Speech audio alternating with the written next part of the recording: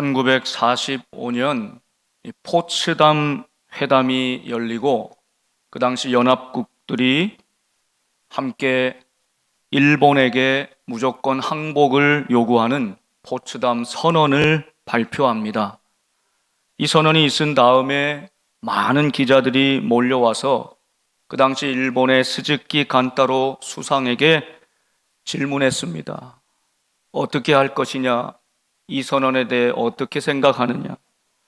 그때 딱 한마디로 모쿠사츠, 짧게 대답하였다고 합니다. 한자로는 묵살입니다. 이 뜻은 듣고도 무시한다. 또 다른 의미는 아직 언급할 수 없다, 고려 중이다, 생각 중이다, 그런 뜻도 갖고 있지요.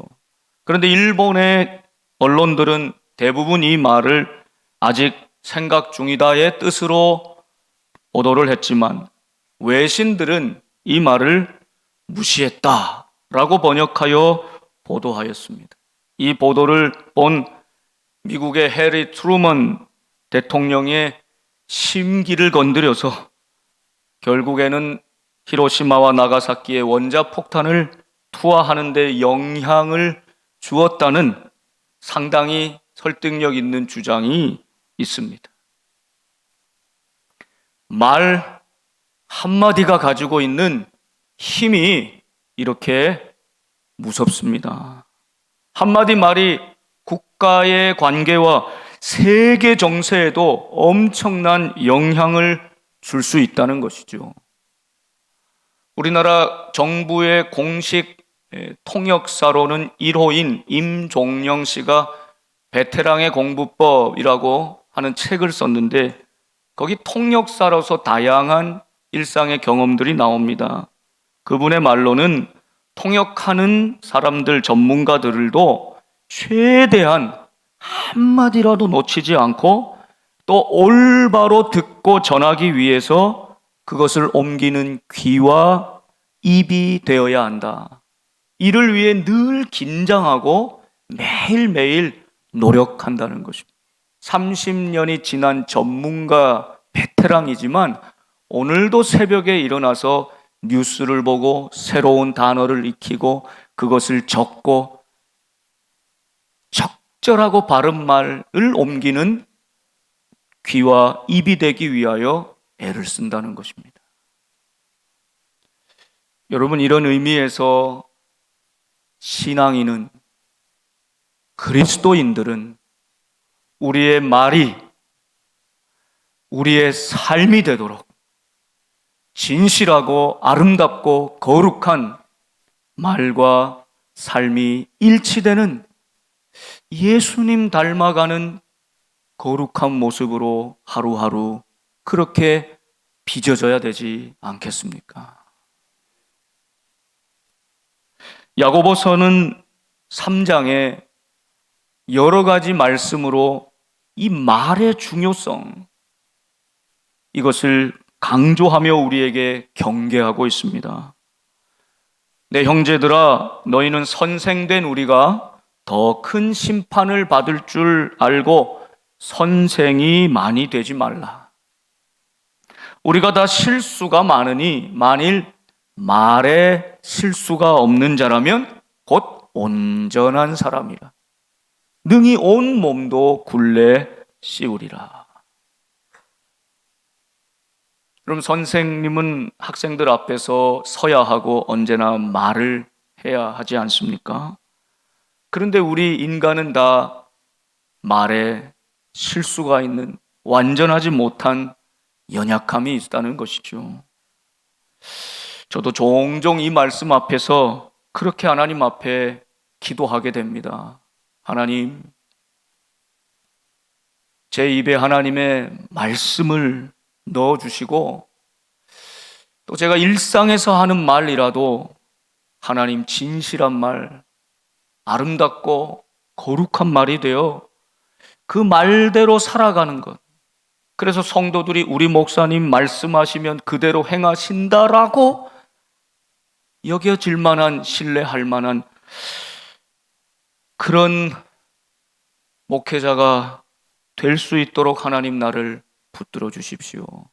매일 기도하지 않으면 사실 실수하기 쉽고 실족하기 쉽고 최선을 다하고 진심이었다 하지만 많은 분들에게 상처와 아픔도 줄 수 있는 것 아니겠습니까? 그럼 우리는 우리 스스로 깊이 돌아보아 우리 신앙생활에 이 말이 얼마나 중요한지를 다시 한번 깨달아야 하는 것이죠. 야고보서는 계속 우리에게 말씀합니다. 동물, 말, 이거 짧은 발음입니다. 말의 입에 재갈을 물리는 것, 이것이 사람의 말이다. 작은 재갈을 입에 물리지만 온몸을 제어하는 것과 같다. 또 큰 광풍에도 휩쓸리지 않고 배가 작은 키로 사공의 뜻대로 조종하고 움직이는 것처럼 너희의 혀와 너희의 말이 그러하다는 것입니다. 또 말은 불이라고 말합니다. 이 작은 불이 얼마나 많은 나무를 태워버릴 수 있는가. 혀는 능히 길들일 사람이 없나니 쉬지 아니하는 악이요 죽이는 독이 가득한 것이라. 우리가 주 아버지를 찬송하고 또 이것으로 하나님의 형상대로 지음받은 사람을 저주하나니 한 입에서 찬송과 저주가 나오는도다. 내 형제들아 이것이 마땅하지 아니하니라 권면하고 있는 것이죠. 여러분 과연 그렇습니다. 어떤 말은 다른 사람 듣는 이에게 칼로 베는 것 같이 너무나 쓰라리고 아픈 상처를 남기기도 하죠. 어떤 가요의 제목처럼 총 맞은 것처럼 그 말을 들으면 그냥 가슴 한켠이 뻥 뚫리는 것 같이 그렇게 충격과 아픔을 주기도 합니다. 반면에 지혜로운 말, 경우에 합당한 말, 진실한 말, 격려해 주는 말, 칭찬해 주는 말, 용기를 주는 말, 위로를 주는 말, 그 말은 듣는 사람을 살아나게 하죠. 여러분의 기억에는 그런 긍정적인 언어를 들었을 때와 부정적인 언어를 들었을 때 무엇이 더 오래 기억에 남으십니까? 우리는 좋은 말들은 사실 쉽게 잊어버리고 나쁜 말들은 오래 담아두는 습성이 있죠. 그러나 한 사람의 인생에 평생 기억하는 한마디 칭찬의 말 한마디가 있다면 그 사람은 넘어질 때마다 일어나고 그 사람을 살리게 될 것입니다. 반면에 평생 떠나지 않는 저주와 악담, 그것이 내 마음에 있어서 거기 꼭 붙들려 있다면 그 말은 그 사람을 넘어뜨리고 죽이고 말 것입니다. 여러분, 오늘 우리의 입에서 나오는 말이 사실에 기반을 둔 진실한 말, 듣는 사람에게 유익한 말, 우리가 모인 가족과 교회와 이 사회의 공동체의 덕을 세우는 말을 하는 저와 여러분 될 수 있기를 바랍니다. 그리스도인이 세상과 다른 것은 바로 이것 아니겠습니까? 그들의 말은 진실하다, 참되다, 아름답다. 여러분 요즘 세상의 정치, 뉴스만 틀면 정치가 원래 여야가 대립도 하고 또 타협도 하면서 그렇게 이 사회를 발전시켜 나가는 것이긴 하지만 요즘의 정치를 보면 여야가 극한으로 대립하고 정말 시정잡배들도 쓰지 않는 그런 모진 말들로 서로 공격하는 모습을 우리 국민들이 다 보게 되는 것입니다. 욕하면서 배운다고요? 그런 지도자들이 그런 말들을 서슴지 않고 하니 우리 국민들이 정서에 아무런 좋은 영향을 끼칠 수가 없지. 많이 배우고 똑똑하고 이 나라를 대표하는 지도자들도 저렇게 말하고 저렇게 함부로 책임지지 않고 싸우니, 여러분, 자라나는 우리 다음 세대들이 보면서 과연 무엇을 배울까요? 정신을 차리고 말 한마디에 신중하게, 적어도 아무리 정치적으로 여야가 대립해도 말의 품격을 지키고 도리를 지키는 그런 모습이 되어야 하지 않겠습니까? 그렇지 않습니까, 여러분? 저를 국회로 보내주신 총선도 다가오는데, 여러분, 우리가 정치인들을 비난할 것이 아니라 그 모습을 통해 우리를 봐야 합니다. 내 자신을 봐야 합니다.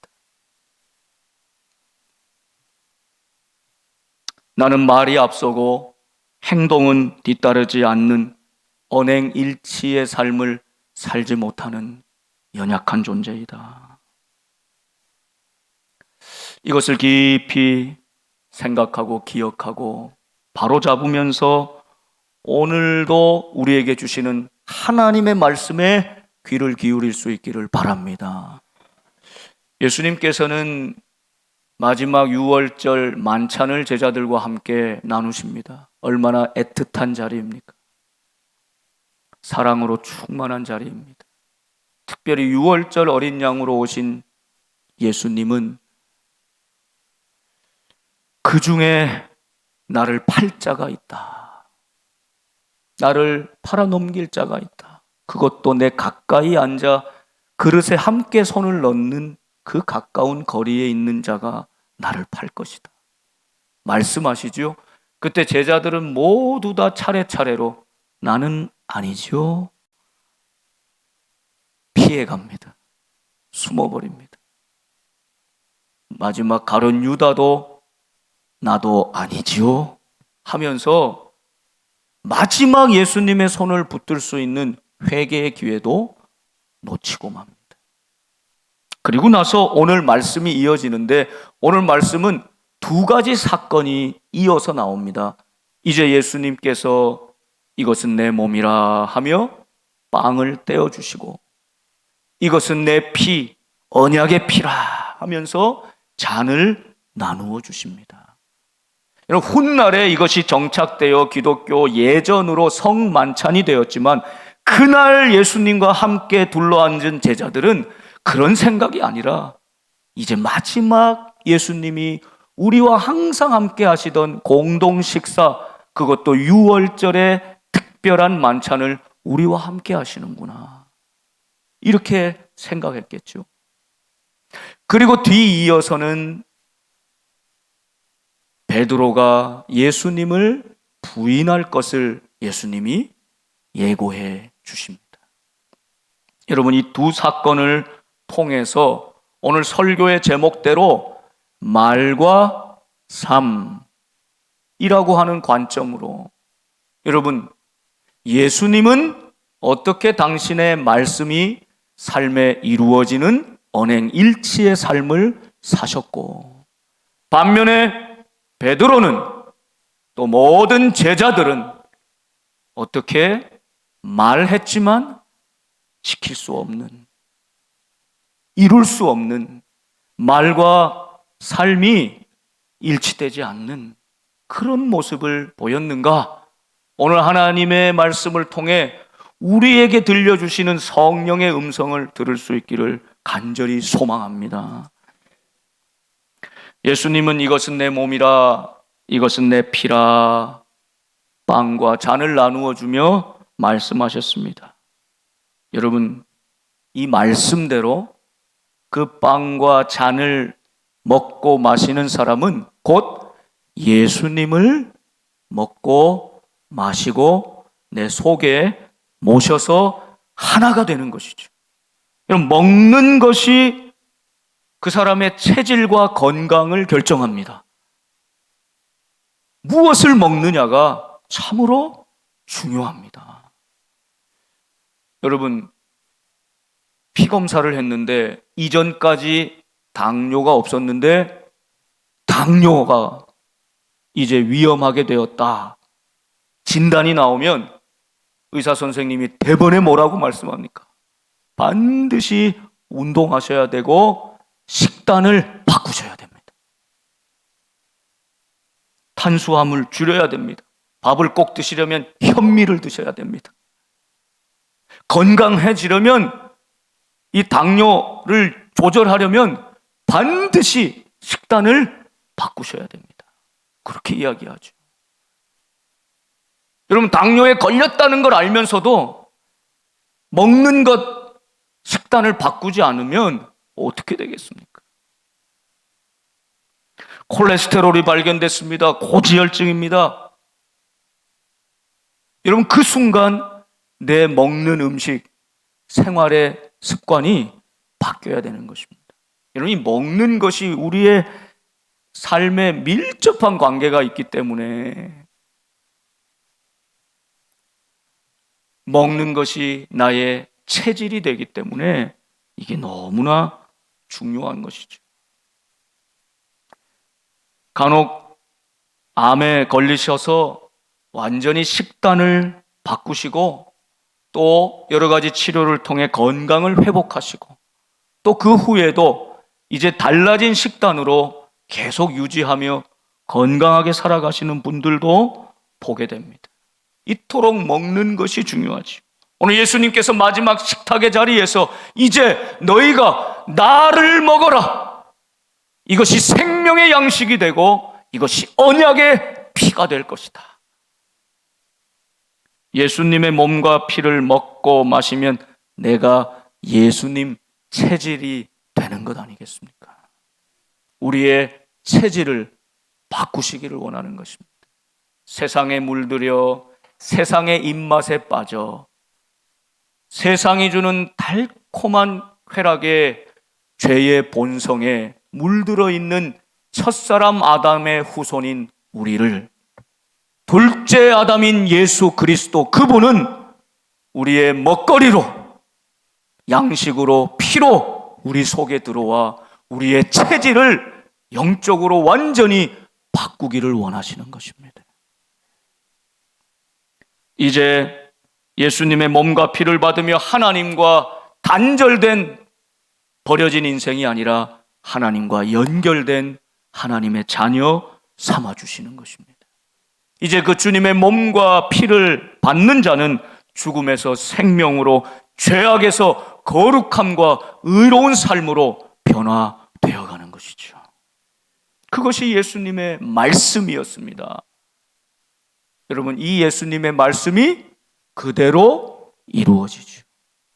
2000여 년이 지난 지금까지도 모든 예수님을 믿고 따르는 예수님의 사람들은 예수님의 몸과 피를 오늘도 받는 것입니다. 예수님의 말씀을 듣지 않으면 살 수 없는 것입니다. 예수님이 나를 위해 흘려주신 보혈의 피를 의지하지 않고는 살 수 없는 것입니다. 여러분, 오늘도 주님의 말씀이 내 속에 들어와 나를 살리는 생명의 양식 되실 줄 믿습니다. 주님의 보혈을 의지하고 붙들수록 주님의 놀라운 하늘의 은혜와 능력이 내 삶에 이루어질 줄 믿습니다. 왜 그렇습니까? 예수님 자체가 하나님의 말씀이시기 때문입니다. 말씀이 육신을 입고 성육신하여 우리 가운데 오신 하나님, 그분이 예수님이기 때문입니다. 그래서 예수님의 삶은 처음부터 끝까지 말씀한 대로 그대로 이루어진, 말씀대로 삶이 되는 것입니다. 완전한 언행일치의 삶, 이것이 예수님이 보여주신 것입니다. 오늘도 예수님께서 제자들에게 말씀하시죠. 포도나무에서 난 것을 하나님 나라에서 새 것으로 마시는 날까지 다시 마시지 아니하리라. 저 영원한 하나님 나라에서 마실 영원한 그 생명수, 너희도 그때 그날을 사모하며 살아라 이렇게 말씀하시고는요. 그리고 찬미하고 감람산으로 옮겨가십니다. 6월절 식탁에는 식전에 식후에 시편 113편에서 118편까지를 또 읽고 찬송했습니다. 그렇게 하셨다는 거죠. 그리고 감람산으로 가십니다. 그리고 예수님 계속 말씀하십니다. 여러분, 예수님 말씀이 어떻게 이루어지는지를 한번 살펴보십시오. 너희가 다 나를 버리리라 예수님 제자들에게 말씀합니다. 그렇게 됐습니까? 안 됐습니까? 그렇게 됐잖아요. 십자가 앞에서 제자들이 다 도망가 버립니다.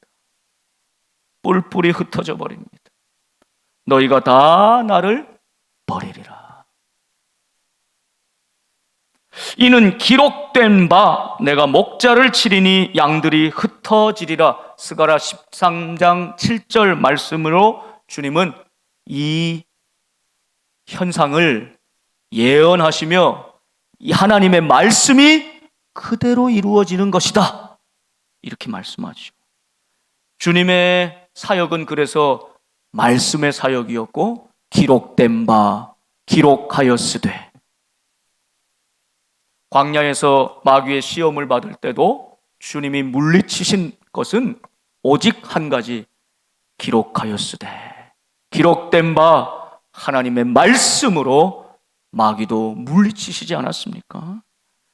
오늘 그 말씀이 예수님의 생애를 통해서 그대로 이루어지는 것입니다. 예수님의 삶은 하나님의 말씀이 그대로 이 땅에 이루어지는 것을 보여주는 통로가 되었습니다. 말씀이 삶이 되는 역사입니다. 그러니 그분의 입으로 나오는 말씀이 그대로 이루어지는 것입니다. 너희가 다 나를 버리리라. 그렇게 됩니다. 또 주님 말씀하죠. 그러나 내가 살아난 후에 너희보다 먼저 갈릴리로 가리라. 예수님 말씀하시는 대로 살아나시죠. 십자가에 죽으셨지만 살아나십니다. 부활하실 것을 분명히 말씀하십니다. 그런데 여러분, 제자들은 이 말씀을 기억하나요? 이 말씀을 기대하고 붙들고 있나요? 아니요. 예수님 돌아가신 다음에 다 도망가 흩어져 버리고 예수님이 부활하실 것이다 분명히 말씀하셨는데, 그것도 3번씩이나 말씀하셨는데도 기억하지 못합니다. 예수님은 말씀하시는 대로 그러나 살아나십니다. 그리고 너희보다 먼저 갈릴리로 가십니다. 제자들은 예수님을 다 버리지만 예수님은 처음 제자들을 만나고 부르셨던 그 첫사랑 갈릴리로 먼저 가셔서 제자들을 기다리신다는 뜻이죠. 나는 주님을 버렸지만 주님은 나를 끝까지 기다리신다. 주님은 말씀하시는 대로, 복음서의 말씀대로 제자들보다 먼저 갈릴리에 가 계시지 않습니까? 시리와 낙담에 빠진 베드로와 제자들에게 찾아오시지 않습니까? 그리고 다시 새로운 사명을 불어넣어 주시지 않습니까? 주님은 말씀하는 대로 그대로 삶이 이루어지는 그 삶을 사셨다는 것입니다. 자, 반면에 이제 베드로를 한번 보세요. 너희가 다 나를 버리리라 말씀하셨는데 베드로는 뭐라고 대답하십니까? 다 버릴지라도, 29절이죠. 나는 그리하지 않겠나이다. 다 버릴지라도 나는 그리하지 않겠나이다. 예수님이 다 나를 버리리라 말씀하셨기도 하지만 베드로의 마음에 예수님의 사랑을 특별히 많이 받는 저 요한도, 더 묵묵하게 자리를 지키는 안드레도 다 예수님을 혹시 버린다 할지라도 나는 그리하지 않겠습니다. 이렇게 말하고 있습니다. 여러분, 베드로가 이 말대로 지켰습니까? 이 말을 그대로 지켰습니까? 지키지 못하죠. 몇 시간이 지나지 못합니다. 그런데 여러분, 베드로가 이 말할 때 이 말은 베드로의 진심이었을까요? 예, 그랬을 겁니다. 이게 거짓된 고백은 아닙니다. 정말 예수님 다 버려도 나는 그러지 않겠습니다. 이 말이 그 당시 그 상황의 베드로에게 진심이었을 것입니다. 문제는 무엇입니까? 그 진심의 말을 끝까지 책임지고 지킬 능력이 내게는 없다는 것입니다. 이게 우리 인간의 연약한 모습입니다. 베드로가 대표적으로 우리를 대신해 보여주고 있는 것뿐입니다. 그 베드로에게 주님이 말씀하죠. 진실로 내게 이른다.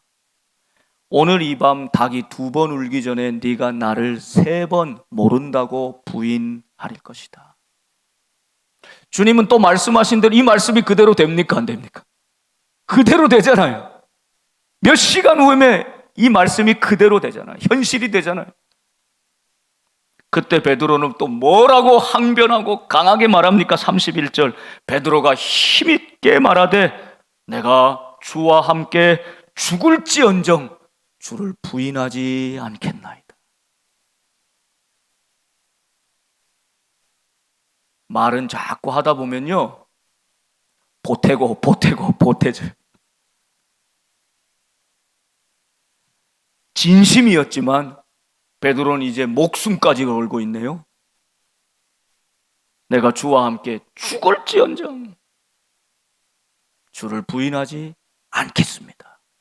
주님이 너는 그럴 것이다 말씀하는데 주님 말씀에도 반박하면서 항의하면서 힘주어서 아니요! 내가 죽으면 죽었지 그럴 일 없습니다. 부인하지 않겠습니다. 그럼 이 또한 베드로의 진심이었을 것입니다. 그러나 아무리 그 말이 진심이었어도 베드로는 그의 삶에서 이 말을 지켜낼 능력이 없었습니다. 신앙은 내 입의 말이 나의 삶으로 이어지는 거룩한 과정입니다. 훈련입니다. 하루아침에 되지 않습니다. 우리도 매일같이 베드로처럼 말로 먼저 말이 앞서고 행동이 뒤따르지 못할 때도 있고 내 깐에는 진심이라고 하는데 듣는 사람에게는 많은 상처와 아픔을 주기도 합니다. 우리도 연약합니다. 베드로처럼 실수합니다. 실패합니다. 여러분 그러나 이 베드로가 언제 그 말한 대로 살고 그 말씀이 자신의 삶이 되는 진정한 그리스도인 제자로 변화됩니까? 말씀이신 예수님이 그 속에 들어와 이제 영원히 함께 거하는 성령으로 함께 거하실 때 성령의 충만함을 받고 베드로는 변화되었습니다. 베드로의 입에서 나오는 말씀을 듣는 사람마다 양심에 찔리며 어찌할꼬 그래서 하나님께로 돌아오는 영혼들이 3,000명, 5,000명이 되었습니다. 베드로의 한마디 말이 엄청난 능력으로 사람들에게 감화를 주는 것입니다. 비겁했던 베드로, 주님을 부인했던 베드로, 절대 그런 일 없을 거라고 죽음까지 생명까지 걸고 호언장담했던 베드로, 그 말은 진심이었지만 그는 십자가 앞에서 다 무너져 버렸습니다. 그러나 주님, 그 놀라운 성령님 베드로 속에 함께 하실 때 베드로는 변화됩니다. 그 말 한마디로 세상의 많은 영혼들을 하나님께로 돌아오게 하는 그의 말이 그의 삶이 되는, 이제 예수님을 그만큼 많이 닮아 있는 베드로의 모습으로 변화되는 것이죠. 여러분, 여기에 소망이 있습니다. 우리도 연약하고 말에 실수가 있고 때로 가까운 가족과 이웃들에게도 상처를 주기도 하고 말은 너무 앞서지만 행동과 삶이 따르지 못하는 좌충우돌하는 베드로와 같은 우리의 모습이지만, 그러나 우리의 소망은 이것을 먹으라, 이것을 마시라 하며 우리 속에 생명의 양식으로 언약의 피로 깊이 들어와 내재하시고 떠나지 아니하시는 그 성령의 능력으로, 그 성령의 능력을 의지함으로 우리는 비로소 우리의 작은 말이 우리의 삶으로 이어지는 거룩한 믿음의 사람이 되어갈 줄 믿습니다.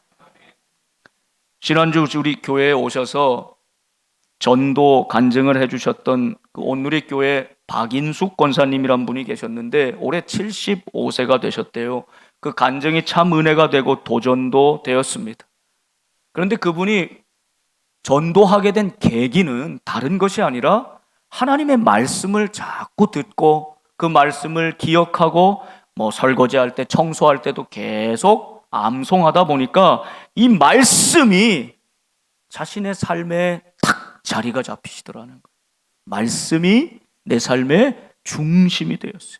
그랬더니 어떤 사람을 만날 때마다 자녀들을 위해, 손주들을 위해, 친척을 위해, 아픈 사람을 만날 때, 우울증에 걸린 사람들을 만날 때, 죽음 앞에 있는 임종 앞둔 환자를 만날 때 어떤 경우에든 하나님 주신 말씀이 생각나고 그 말씀으로 권면하고 권하고 기도했더니 참 놀라운 은혜들이 있더라는 것입니다. 그래서 이 말씀을 들어야 될 사람들에게 이 생명의 말씀, 복음을 전하기 시작했다는 거예요.